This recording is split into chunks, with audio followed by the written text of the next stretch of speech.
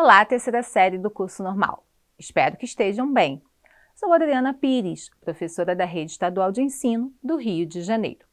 Estamos aqui para a terceira videoaula de português. Na aula de hoje, vamos estudar o uso dos conectivos. Mas, para começar, vocês sabem o que são conectivos? Anotem aí. Os conectivos são palavras ou expressões que unem ideias ou frases, orações, períodos e ou parágrafos. Ou seja, são elementos que tornam o texto coeso. Conectivos, que conectam, certo? Os conectivos possibilitam a conexão de elementos da língua. Então, agora sabemos o que são conectivos e o porquê de serem preciosos elementos textuais. Outra informação importante para completarmos o estudo sobre eles é entendermos que são eles os responsáveis por aquilo que chamamos de coesão textual, o que é fundamental para que um texto seja coerente. Pois bem, coesão textual é a conexão, ligação entre os elementos da superfície de um texto. O que isso quer dizer? Coesão é um aspecto que zela, em uma perspectiva estrutural, pela relação entre as palavras, frases, períodos e parágrafos de um texto. Sem a coesão, não seria possível transformar uma sequência de palavras num todo organizado, isto é, em um texto. Um texto pode ser coeso e incoerente ao mesmo tempo. Calma, vamos estudar cada caso. Ambos possuem em comum apenas o fato de serem relacionados com as regras essenciais para a produção de um bom texto. Vejamos. Coesão e coerência são dois elementos importantes na construção de um texto. A coesão e a coerência desempenham funções diferentes dentro de um texto e são muito importantes para entender como fazer uma boa redação, por exemplo. O ponto principal da coesão textual são as regras da gramática, ou seja, a articulação interna. A coerência textual, do contrário, aborda a articulação externa e mais profunda do texto, ou seja, seu conteúdo. Conseguiram entender? Vejam um exemplo de um texto incoerente. O quarto zagueiro, Edinho Baiano, do Paraná Clube, foi entrevistado por um repórter da Rádio Cidade. O Paraná tinha tomado um balaio de gols do Guarani de Campinas, alguns dias antes. O repórter queria saber o que tinha acontecido. Edinho não teve dúvidas sobre os motivos. Como a gente já esperava, fomos surpreendidos pelo ataque do Guarani. Perceberam como a compreensão ficou confusa? A gente não consegue entender exatamente do que o texto fala. O texto começa com uma narração em terceira pessoa e no final aparece a fala do jogador. E como foram surpreendidos, se já esperavam? Nada a ver, certo? Bem, o que devemos evitar na coerência textual? Quer dizer, para não causar incoerência. Vamos lá. Uso desnecessário de palavras, repetição de termos, ideias redundantes. O que é isso? É a insistência desnecessária nas mesmas ideias. Contradições, como vimos no exemplo, afirmaram que já esperavam e, ao mesmo tempo, dizem que foram surpreendidos. Existência de fatos isolados, frases muito longas, frases prontas, clichês, jargões, estrangeirismos, uso de outros recursos que deixem o discurso pobre, ok? E voltando para a coesão, precisamos aprender que para que um texto seja entendido de forma correta, é preciso que exista uma coesão harmoniosa entre as várias partes. Essa conexão é feita por meio de estratégias, havendo assim vários elementos que contribuem para a coesão textual. Bora estudá-los?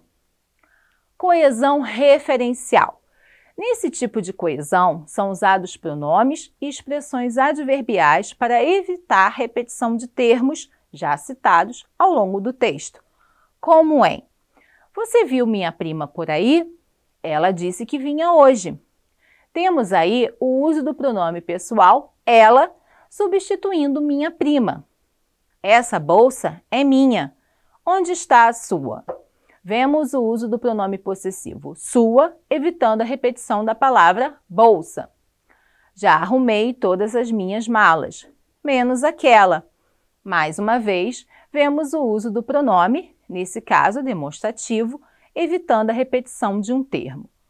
Para a coesão sequencial, são usados conectivos e expressões que dão continuidade aos assuntos ou fazem ligações entre as orações, criando uma sequência e relação com aquilo que já foi falado, como por conseguinte, embora, logo, com fim de, caso, entre outros exemplos. Perante aquele problema, não foi fácil tomar uma decisão. Isto posto, continuaremos realizando nossa pesquisa. Coesão lexical. Na coesão lexical, são utilizados recursos coesivos que possibilitam a manutenção do assunto sem repetir palavras. Um dos pesquisadores estava próximo de mais uma descoberta.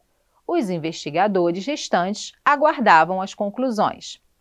A savana estava repleta de leões e leoas, esses maravilhosos mamíferos selvagens. Ainda estou cozinhando feijão. Quando acabar de fazê-lo, poderemos almoçar. Vemos o uso de sinônimos. Na coesão por elipse, é feita a omissão de elementos já mencionados no texto, desde que facilmente identificáveis. Minha irmã está no mercado. Foi comprar arroz e feijão. Juliana e Renata são melhores amigas. Querem viajar juntas. Na coesão por substituição.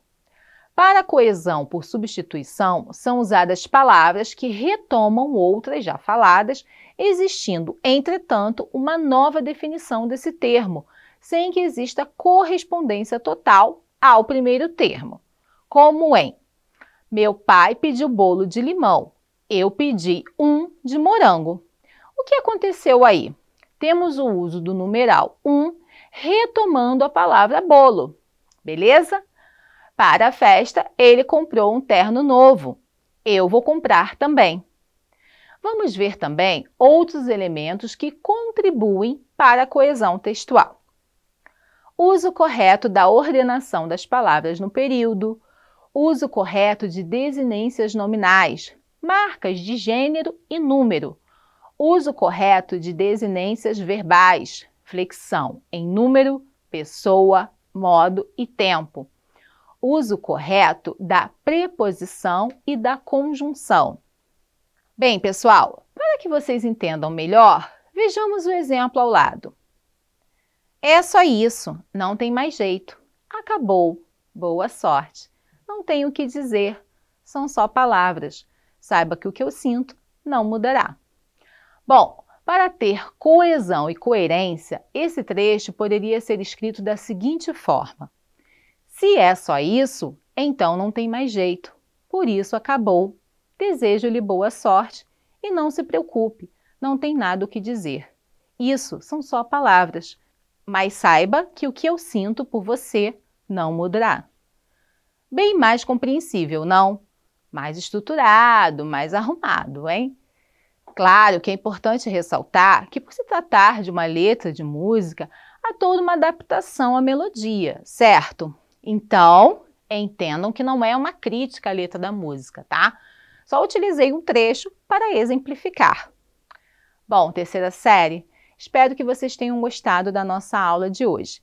E não parem por aqui não, vocês têm muito mais nas OEs e nos podcasts. Qualquer dúvida, conversem com o professor.